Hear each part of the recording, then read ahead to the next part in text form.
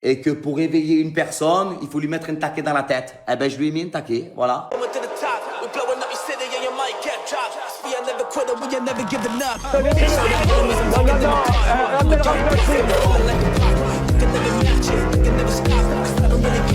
Vous fumez, monsieur? Le football, il a changé. Oui, peut-être. Ouais, c'est Laurent de la Mousse, bienvenue aujourd'hui pour une nouvelle vidéo, j'espère que tout le monde va bien. Messieurs, dames, on va essayer de bien commencer cette semaine. Ça commence maintenant avec une petite vidéo actu, j'espère que vous allez kiffer. Avant de partir pour cette nouvelle vidéo, c'est le moment de soutenir la chaîne et moi-même en mettant votre plus gros pouce bleu, votre meilleur commentaire. On n'oublie pas de s'abonner et d'activer la cloche pour ne pas rater les prochaines vidéos. On fait de même sur la chaîne principale, la chaîne Mousse, où vendredi je vous sortis une vidéo sur Patrick Bruel. Le lien est en description et commentaire épinglé. On me rejoint sur Instagram, sur TikTok, sur Twitch pour ne pas rater les lives du dimanche soir à 21h30.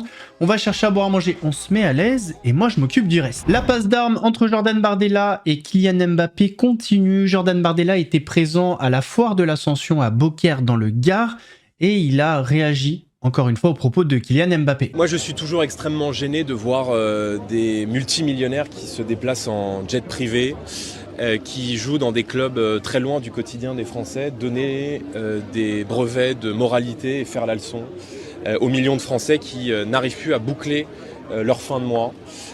Et qui pour beaucoup, c'est vrai, font le choix de voter pour le Rassemblement National parce qu'ils considèrent que nous apparaissons aujourd'hui comme un espoir, comme une solution et que les mesures que nous plébiscitons sont aujourd'hui attendues par des millions de Français. Donc j'aimerais que les gens qui sont privilégiés fassent preuve de sobriété dans leur expression. Vous regarderez quand même la Coupe du Monde ? Mais bien sûr que je regarderai quand même la Coupe du Monde et que je serai derrière l'équipe de France. Mais de grâce, Kylian Mbappé, qui est un joueur de football apprécié par beaucoup de Français, doit comprendre qu'il y a des millions de gens qui n'ont pas accès aux privilèges auxquels il a accès de par le salaire extrêmement généreux que lui accorde sa brillante carrière de football. Et pour cela, il doit donc respecter le vote des Français. Et il a le droit, comme citoyen, de voter, d'exprimer des opinions personnelles. Mais quand on a une telle influence, et quand les Français vivent des situations et un quotidien toujours plus difficile et toujours plus douloureux, je pense qu'un peu de sobriété dans la parole, en tout cas dans les leçons qui sont données aux Français, ne ferait pas de mal. On avait parlé la dernière fois de ce créateur de contenu qui piège les pédocriminels sur Internet. Est-ce que c'est légal ? Qu'est-ce qu'il risque ? BFM a fait un sujet là-dessus, honnêtement, c'est pas mal du tout. Piéger, filmer et diffuser des vidéos d'hommes qui contactent des mineurs, c'est un phénomène qui prend de l'ampleur sur les réseaux sociaux, notamment en France. Mais cette pratique est-elle vraiment sans risque ? Sur TikTok, Telegram, Twitch ou Kik, certains streamers se revendiquent chasseurs de pédocriminels. Dans la plupart des cas, ils créent des faux profils d'enfants en ligne et attendent d'être approchés par de potentiels prédateurs. Lorsque les conversations prennent un tournant à caractère sexuel, les streamers les partagent en direct ou par extrait sur les réseaux sociaux. Récemment, le streamer Finizy a ainsi piégé un internaute. Le visage de l'homme n'était pas flouté, ce qui a permis son identification et sa mise en examen. Mais ce procédé peut-il lui porter préjudice ? S'il ne s'était contenté que d'enregistrer de manière non publique et ensuite de remettre ces enregistrements aux forces de l'ordre ou au parquet directement, cette preuve aurait été parfaitement recevable pour les enquêteurs. C'est la divulgation de cet enregistrement qui peut poser problème éventuellement. Et cela, ça pourrait possiblement caractériser l'infraction qui n'existe que depuis 2021, le doxing. Le doxing, c'est donc une infraction pénale qui est constituée par le fait de révéler, de divulguer l'identité d'une personne ou sa localisation. Potentiellement, ça crée un risque d'atteinte sur sa personne, physiquement, ou sur celui des membres de sa famille, ou même de ses biens. Le concept de piéger de potentiels pédocriminels et de les exposer est né de l'émission américaine To Catch a Predator, diffusée jusqu'en 2007. Une enquête en caméra cachée permettait d'arrêter des personnes qui contactaient des mineurs. L'idée a ensuite été reprise sur les réseaux sociaux, notamment au Royaume-Uni, avant de s'importer en France. Si certains streamers comme Finizy publient leurs pièges et que d'autres, comme Monsieur Fox, floutent les visages, certains vont bien plus loin. Le risque de révéler au plus grand nombre l'identité de quelqu'un, le risque direct, c'est un risque d'atteinte à la personne. Le risque direct, c'est la justice privée.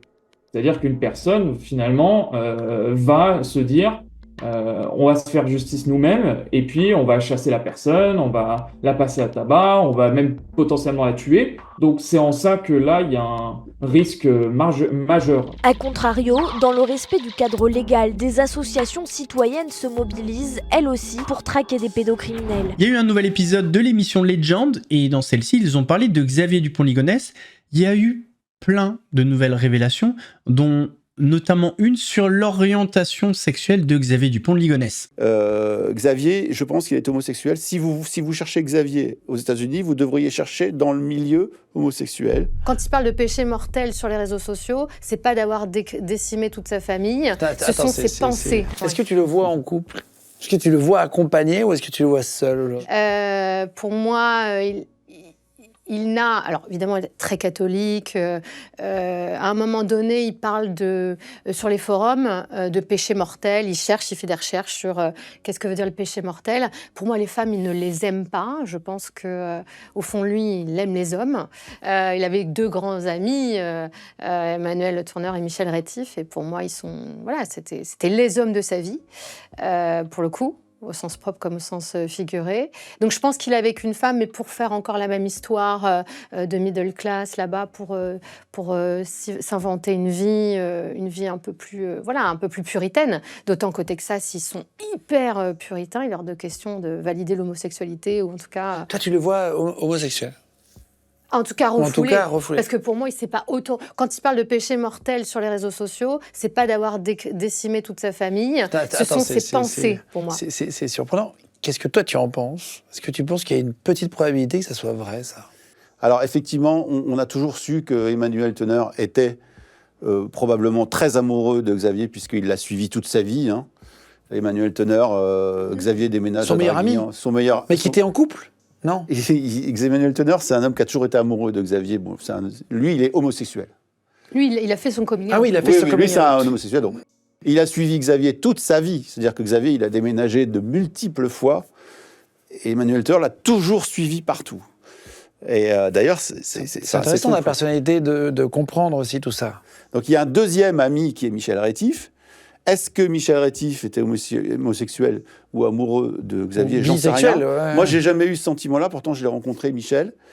Mais sa femme m'a expliqué que Michel était fasciné par Xavier. Mais elle a employé le mot fascination.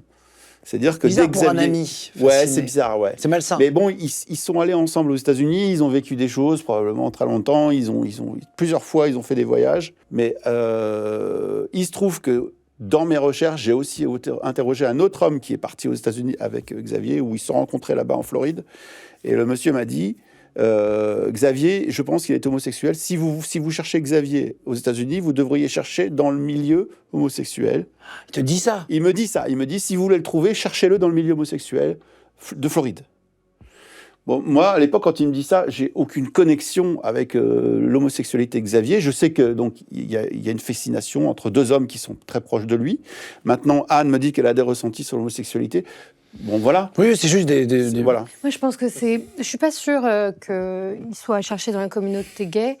On sait que dans toutes les religions, mais lui, il était particulièrement un fervent catholique, l'homosexualité est taxée de péché mortel. Donc c'est très... Voilà. Et je pense qu'il a longtemps combattu, peut-être, avec cette orientation sexuelle qui était évidemment condamnée. On précise qu'il a été avec sa mère, qui était alors, dans un groupe... Mouvement religieux. Oui, un groupe religieux, bon, très controversé. Qu'elle avait créé, que son père a créé.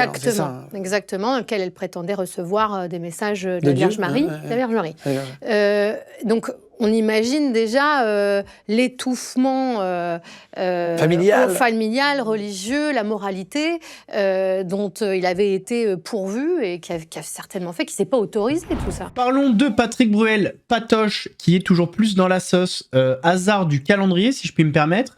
Au moment où je sors ma vidéo vendredi, eh bien, ce même jour, Flavie Flament annonce avoir porté plainte pour des faits qui remontent quand elle avait 16 ans. L'animatrice Flavie Flament dépose plainte pour viol contre Patrick Bruel.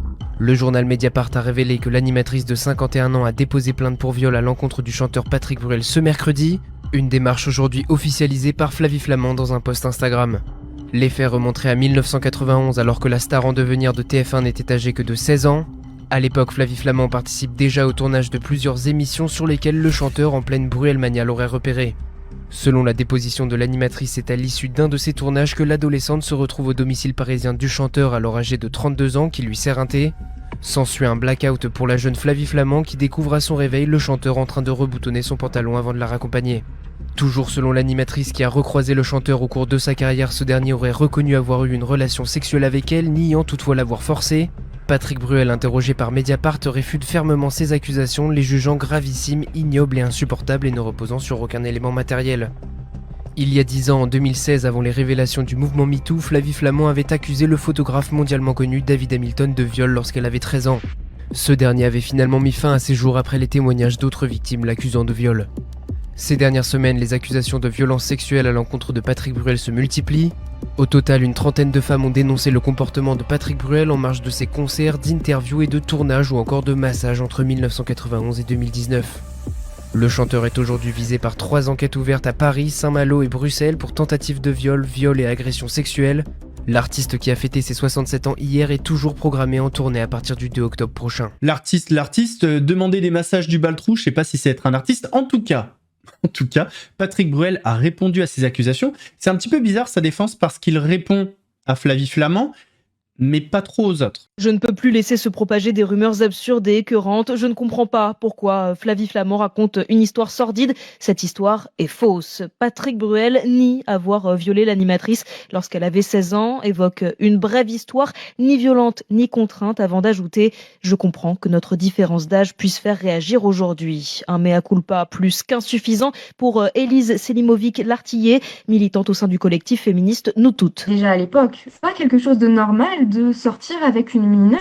Elle regrette aussi que le chanteur n'évoque que brièvement la trentaine d'autres plaignantes et qu'il refuse de mettre sa carrière en pause le temps de laisser la justice faire son travail. C'est une insulte en réalité aux victimes, qu'il puisse continuer son activité. Nous, on appelle au boycott de Patrick Bruel. Partout où il sera en concert, nous, on va se mobiliser. Le collectif Nous Toutes soutient une pétition pour l'annulation de la tournée de Patrick Bruel, signée notamment par l'actrice Anna Mouglalis, la comédienne Corinne Maziro ou encore la chanteuse pop. Et puisqu'on parle de Patrick Bruel, parlons de Dieudonné. La dernière fois, on a vu que Dieudonné a fait une chronique de 13 minutes sur Patrick Bruel. Et là, Dieudonné, il a eu un petit accrochage quand il était de passage en Guadeloupe. Laisse, c'est bien, monsieur. Venez. Monsieur. Venez, monsieur. Bonjour. Bonjour, monsieur Dieudonné. Bonjour. Arrêtez de cultiver la haine. Mais, alors, j'essaie. Arrêtez. On n'a pas besoin. Nous, on est ici, la Guadeloupe. Vous êtes qui? Vous êtes. Je suis guadeloupéen. Guadeloupéen. Et Péké? ici, il y a une. Non. Juif. De la communauté juive. D'accord. Mais ici, il y a une fusion des communautés. On s'entraide, on s'aime. Ça sert à rien d'apporter les discours de séparation, etc.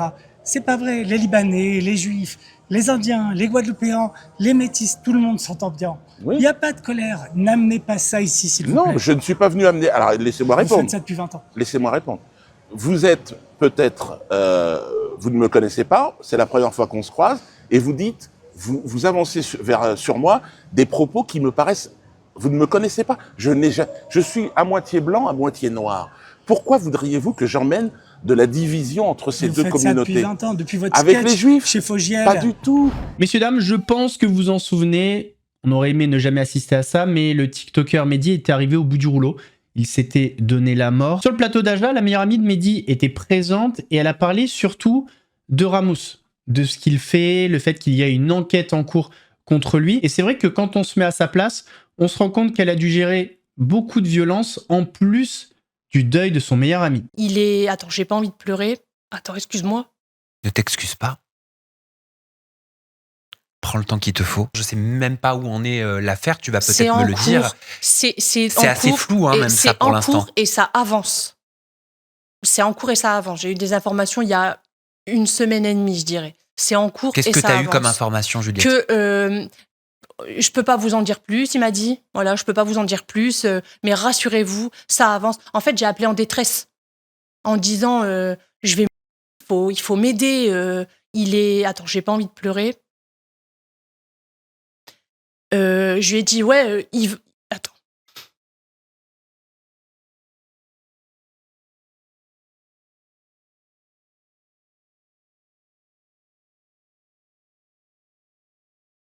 Attends, excuse-moi. Ne t'excuse pas. Prends le temps qu'il te faut. Donc je lui dis ouais, il dit que j'ai avec Mehdi dans des lives et tout, que c'est de ma faute, et puis il sait que c'est faux, en plus il le sait, il faut faire quelque chose, il s'arrête jamais, même un décès ça s'arrête pas, quoi, il s'arrête pas, ça en est où? Il m'a dit madame, je peux rien vous dire, mais rassurez-vous, ça se passe comme ça doit se passer. Je lui dis c'est pas classé, rien. Il m'a dit non, vous inquiétez pas, ça avance, faites le nécessaire de votre côté, rassurez-vous. Donc moi j'ai déposé plainte contre Ramous pour ses propos, bien sûr. Pour quels propos? Pour le fait de m'accuser du décès de Mehdi, clairement, de dire que j'ai fait d'inscrire sa personne en danger. Mais il dit pas ton nom, je crois. Il le dit pas directement. En fait, c'est suffisant. Selon notre avocate, on comprend clairement que c'est moi, surtout qu'il lit des messages que moi-même j'ai lus. D'accord. Et est-ce que tu as été identifié et reconnu sous ces vidéos? Ah oui, bien sûr. Moi, il y a mon nom en gros sur les rediffusions, bien sûr. Les gens, mais personne ne le croit. Alors, j'ai pas tout regardé, j'ai vu des passages, mais il y a un passage qui m'a un petit peu marqué. Juliette va parler de ce que Ramous lui fait subir. Et c'est fou en fait, parce que Ramous, quand on le voit en live, il se présente limite comme une victime. Et quand tu vois ce qu'il fait subir aux autres, c'est un peu culotté. Qu'est-ce qui te fait vivre, Ramous, aujourd'hui? Il a contacté des gens pour qu'on me fasse du mal. J'ai eu les vocaux où il demande de s'occuper de moi, par exemple. Mais surtout, ce qu'il fait, c'est que faut savoir que cette personne-là, elle a enregistré tout le monde depuis 5 ans. Tout le monde. Et il est fier de s'en vanter sur Internet. Donc, ce qu'il fait, c'est qu'il prend les audios de moi, qu'il les fait écouter hors contexte à des gens, et après, tu les retrouves sur Internet à me défoncer parce qu'ils me prennent pour quelqu'un de mauvais et tout, alors que c'est des trucs complètement sortis de contexte. Enfin, avec Mehdi, on a déjà eu des mots, parce que c'était intense, notre relation. Il a déjà eu des mots aussi avec mon conjoint forts, parce que Mehdi, il n'écoutait pas, c'était notre enfant.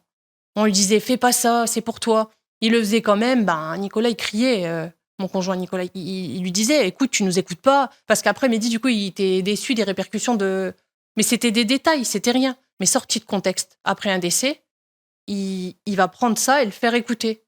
Mais moi, j'en ai marre de me faire salir pour des trucs de la vie normale, qu'on essaye de me faire passer pour quelqu'un d'anormal, alors qu'au final, On essaie de te faire passer pour quoi? C'est quoi ton sentiment? Il essaye de sous-entendre que j'ai pas aidé Mehdi, que je l'ai manipulé et que limite... Enfin, il a quand même dit dans un live, tu savais, avec nous, il était bien, avec toi, il avait envie de partir. Mais ça va pas ou quoi? C'est tout l'inverse. C'est tout l'inverse. C'est les derniers mots qu'il m'a laissés, c'est tout l'inverse. C'est tout l'inverse. Il est en live, il lit... Enfin, je trouve que c'est tellement injuste. Il est en live, il lit un message où, en gros, Mehdi me dit je vais écrire ma lettre. Donc, ça porte à confusion. Je vais écrire ma lettre. Oui, parce qu'on pense à la dernière lettre qu'il a laissée, les dernières lettres. Voilà. Donc, j'ai expliqué que Mehdi et moi, on avait rendez-vous à l'avocat. Et tu sais, Mehdi et moi, on est très brouillons dans notre tête. Donc, nous, si on n'a pas noté, on va se pointer à l'avocat. À tout moment, je vais lui parler de paire de chaussures. Et on n'aura pas parlé du truc. Et Mehdi, c'était encore pire. Donc, je lui ai dit, on va tout noter. Donc, on avait créé un groupe avec Samira sur déjà e-message où on répertoriait un peu ce qui s'était passé, les idées et tout. Et ensuite, Mehdi et moi, je lui avais dit, il faut qu'on note.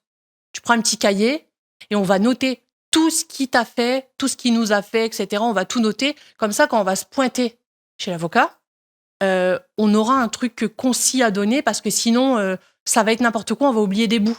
Il faut pas se louper, quoi. Donc, Mehdi m'écrit, je vais faire ma lettre. Et ça, je l'ai déjà expliqué. Mais non, bien sûr que mon explication, elle va pas suffire. Il va dire en live, oui, tu savais, hein, il t'a écrit qu'il allait faire une lettre. Tu vois, attaquer jusqu'à des choses comme ça. Mais ce qui est fou, c'est que dans ces messages-là, où on parle de lettres avec Mehdi, on est quand même en train de réagir au live à charge de Ramous. C'est-à-dire qu'on est en train de réagir à son live à charge, où Mehdi me dit qu'il en a marre, qu'il en peut plus. Je lui réponds que moi aussi, que j'en ai marre, que j'en peux plus, que c'est trop, genre, on vivait plus. On se voyait, on n'osait même plus dire qu'on était ensemble. Enfin, c'était un enfer. Mais il venait pour respirer à la maison.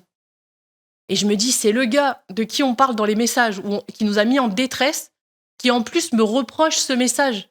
C'est comme si je te pousse d'une falaise et je reproche au gars en dessous de ne pas avoir récupéré. Fallait pas me pousser. On va terminer, messieurs, dames, avec un aveu un petit peu bête, si je puis dire. Greg Yega, Greg Bébé, qui avoue avoir filé une patate à sa meuf pour la réveiller. juste pour la réveiller. Après, il n'y a pas si longtemps, ma mère a fait un malaise. Mon père a dû la réveiller avec quelques petites gifles, mais le taquet pour réveiller, ça, je connaissais pas. Les gars, je sais pas si Constance a menti ou pas, mais en tout cas, j'ai pas compris ce qui s'est passé en fait. Je vous dis la vérité.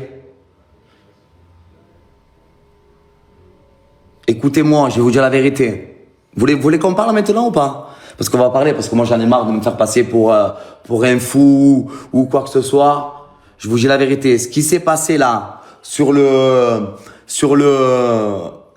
démenti d'Aquababe, Zarma, avec les photos ou pas, je vous explique un truc.